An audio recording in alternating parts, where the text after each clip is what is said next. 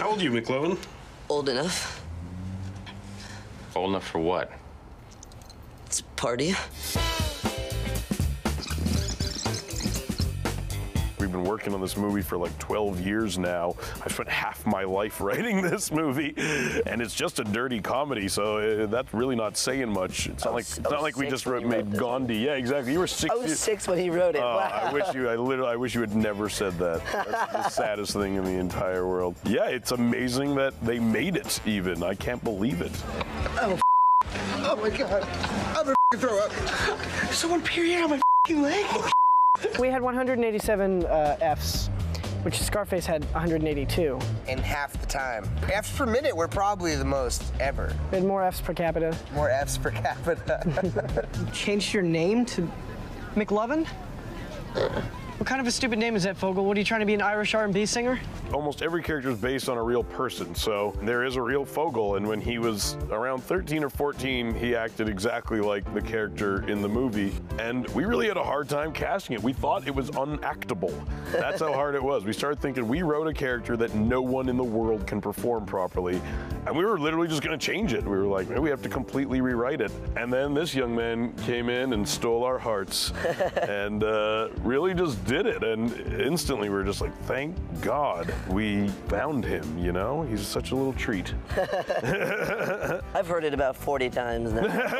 Is it getting old yet? No, I love to hear it every time. It makes me feel good, you know? I don't ever need to cook tiramisu. When am I gonna need to cook tiramisu? Am I gonna be a chef?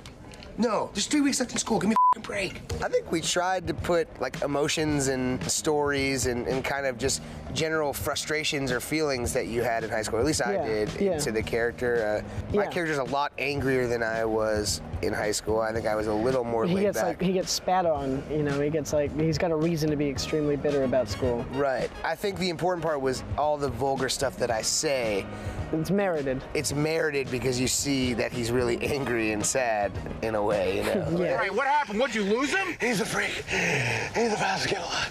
We actually had a police consultant who we fired the first day of shooting because he kept telling us what we were doing was wrong, and we were like, we don't care if it's accurate. You know, like as soon as reality infringes on what we think is funny, that's when we stop caring. Cop drama. But we went on a ride along, and the attitudes of the cops was shockingly similar to the ones we played.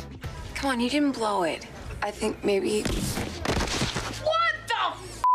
I took my mom and my dad to see it on 2 different occasions, but it's a little bit different because Jules is kind of, you know, she kind of is like the straight character. That was one of my stipulations in taking the role because I did like an episode of like Medium where I was like naked, and I did that episode of Lucky Louie on HBO where I was like cussing up a storm. My dad's always been like, God, when are you gonna do a role that we can like tell your grandparents you're gonna be on TV and it won't be like you're saying the F word a million times? And I was like, Superbad.